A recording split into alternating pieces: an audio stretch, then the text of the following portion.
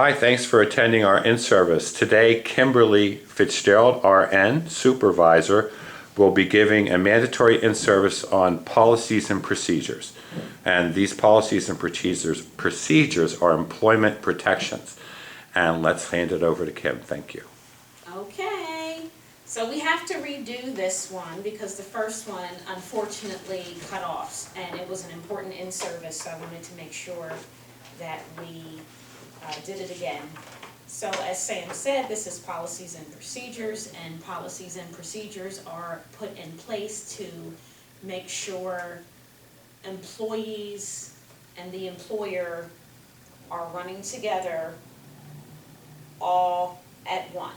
So I'm going to specifically talk about certain policies and procedures that are getting a little out of hand and a little out of whack, and I want us to try to clean these up. If you were here for the first in-service and you're watching this again, you'll know that I talked about Care Watch, which is how we clock in and out, cell phone use, and time off requests, because those three things are getting very iffy within the company.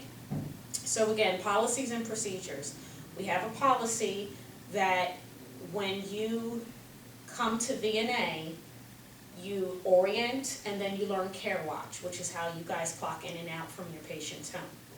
And then it's a procedure if you get there and the client might be on the phone, or you forgot to clock in, or let's say their phone is not working. There's a procedure where you have to contact your scheduling coordinator to let them know that you were unable to clock in.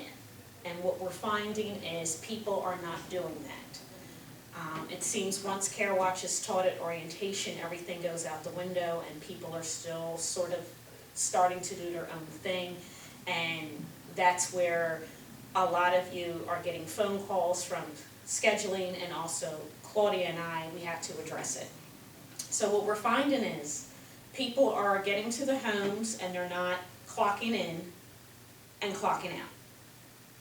You're forgetting, and then that really messes up when you get to your next client and you never clocked out from your first client, because now the scheduling department has to unblock you so that you can use your cell phone. And the whole point of electronic visit verification is so there is a record of you being there, so just in case the client might say, and we've had this happen before, I haven't seen my aide in 3 weeks, you can go back and check your notes. Well, no, the last 3 weeks she was clocking in and out from your phone. So there goes that, fraudulent claim that we can debunk. So if you're getting to the point where you're constantly using your own cell phone to clock in and out, and they have the same exact claim, then there's really no way to back you up. So does that make sense? So that's why we have it in place, to protect you and to protect the company. So again, what we're seeing is people are not clocking in and out. You're not clocking in when you're supposed to be there. And of course, if you're not clocking in when you're supposed to be there, it's because you're running late. We have no record of you calling us here at the office saying, hey, I'm going to be late to such and such's house by 20 minutes. Instead, you're just showing up. And let's say you do show up, you're clocking in. If you're due at 2, you're clocking in at 2:30. And then when they do your payroll logs, they're saying that you got there at 2:30, but you were scheduled at 2. So now they have to call you and ask you why you got there late. I had a flat tire. Okay, that's fine, but you have to let us know. We have company contracts, especially with the options cases, they're very strict. The case managers are the ones who set the times up according to what they discuss with the client.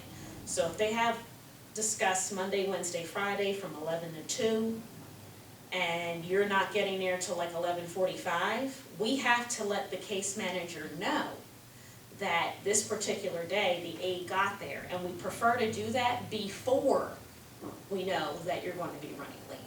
So don't wait till after, let us know. And another thing with county contracts are the days. A lot of people now are switching the days without telling us. So we go in and we see that you were supposed to work such and such as on a Wednesday, but you weren't there till Thursday. then we have to call the client. And a lot of times when we call the client, they say, oh yeah, she called me and said that she wanted to come in on Thursday instead of Wednesday, and I allowed it. Okay, but you never communicated that with us. So that's why, you know, when the schedulers call you, or Claudia and I do have to address that, people get frustrated. Well, I called the client directly. You're supposed to call the office, not the client, and that's also in your handbook. That is also another policy and procedure. Any communication of a schedule change has to be done in the office, with the office staff, not with the client, okay? If the client says, you know, I have a doctor's appointment on Friday, I don't want you to come, or I want you to come later, or I want you to come on another day, they have a job to call us, to communicate that with us. And also, they are encouraged to contact their case manager, but sometimes they don't do that. They call us here directly, and that's fine. That way, the scheduling department can then communicate that with you guys. So that's another thing. We really have to work on that care watch. It's very important that as soon as you arrive, please clock in on the client's phone. And when you leave, clock out on the client's phone. If for any reason, like I said in the beginning, you have issues clocking in or out, you have to call the scheduling department. You have to speak to somebody. Don't leave it on the voicemail. Well, you can leave it on the voicemail, but please make sure you call back to verify that they got that information. Because sometimes if you call, they are busy up there and they might not get your phone call right away. Please call back to verify that they got it, or send them an email right away. If you can, communicate via email. Hey, Bonnie, I left you a message. Did you get it? I got to such and such's house. She had a power outage and I was unable to clock out.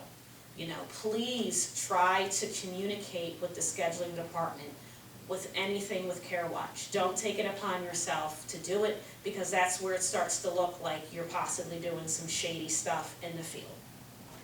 So the next thing I want to talk about that we're having a lot of issues with is cell phone use and tablet use. So I'm going to read this right off of the VNA's Employee Handbook, page 43. Personal cellular telephones. VNA's intent is to be understanding and flexible about the benefit that cell phones provide in terms of communication related to family safety, management, and needs, responsibility and sensitivity to situations where the VNA is being represented by employees are essential. The use of personal phones while working, and in particular while providing care to clients or patients, is acceptable only for responding to urgent or emergent situations. It is neither appropriate nor permitted that cellular telephones, with or without the earpieces, be used to conduct personal business, carry on social conversations, or plan personal social events while working. Employees who are responsible for any aspect of in-home care and employees who are in meetings or at events as VNA representatives must refrain from using cell phones except in emergencies. Reported excessive use of cell phones for personal business while in clients' homes is ground for discipline and termination for willful misconduct. So lately, Claudia and I have been getting phone calls, and when we go to supervise the clients, they are complaining that a lot of you are just coming in there and sitting on your phones. I even had an aide recently who brought in a tablet to play games with. That is, you know, a no-no. That should be common sense. We know that cell phones are very convenient. We know there might be downtime on some of the clients that have longer shifts. But to just go in someone's house on your phone in earpieces, openly have a conversation with your cousin or your brother that is not emergency based is completely unacceptable, and it actually embarrasses the company. I don't know what's going on. A lot of people think it's only young people that do this, but I've been getting complaints from the clients that some of our older staff is doing it. So everything is no longer lumped to just young people do these foolish things. It's the seasoned employees that I'm getting phone calls about. And I know some of you watching this might have been brought in here, and disciplined on this. I don't want you to take this personal, but this is an ongoing problem. Many years ago it was the laptops. When laptops came out, people could, carry them all over, but now it's the cell phones. Please do not use your cell phone while you're working unless you have an emergency call. And I would suggest if you have an emergency call, please step away from the client, handle your call, then come back. But of course, let them know, I'm going to take a few seconds to take this call. Unless they're in the shower or something, as long as they're in a safe spot, you can then take your phone call. But if they're in the shower or, they're standing up doing something and you know that there's a situation where they might fall, do your best to try to get them to safety first, then take your phone call. It's just getting really out of control. And as I just read it off of the handbook. That is our policy, that you refrain from phone calls unless they're of emergency basis. We really just got to get back into that mindset that this is a job. You're working for VNA, but you're also helping the client with things that they can no longer do, and they're relying on you to do it. So the last thing they want to do is have you make them feel like they're a burden because you're completely distracted because you're on your phone. That, in a way, makes them think and feel that they're not your priority at this time. Your brother or sister or your son is.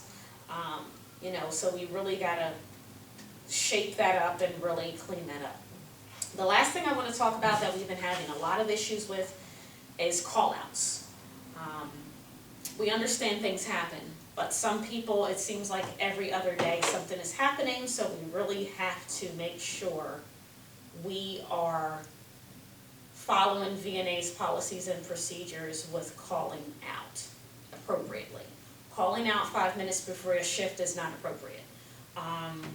Please give the scheduling department as much notice as possible if you have to call out or you have to request off. You're supposed to give them at least 2 weeks notice, but we understand things happen, and especially now with COVID. With COVID, obviously, if you test negative or test positive for COVID, we have to take you off the schedule immediately. But if you want to go on vacation, which most of us do and enjoy, please give them ample notice. Even a week's notice is too short because they have to really try to work the schedule to try to find someone to replace your shift with. And also the schedules are done on Thursdays for the following week. So if you know 2 weeks from now, you might want to go to Wildwood. Please let them know as soon as possible. Don't wait till that week, or if you know the schedule has already been made. Calling out also has become a problem. For as soon as I got into home care, it seems like everybody has an emergency. I've never seen people with as many emergencies as I've seen with people that work in home care. Children, moms, dads, every other week there's an emergency. And again, that makes you look a little shady when you're constantly calling out and it's always an emergency. So please be mindful of that. If you don't want to work, that's fine. Maybe VNA is not for you, but please don't make it the client's problem. Like if a client's annoying you, don't retaliate and call out, just because you don't want to go to that person's house. Give us a call, supervisors, let us know you're having difficulty with such and such. We can try to work things out. Don't try to do it on your own, because what we're finding is when you're trying to do that on your own, it makes things worse. And then you're to the point where, I don't want to work this case, or I don't want to work for VNA. They always give me cases like this. We don't know your feelings until you communicate them with us, so please let us know what's going on. We're not mind readers. If you're having difficulty on the case, we're sympathetic to that, and we'll try our best to try to find you a better fit. So that's all. Thanks for watching.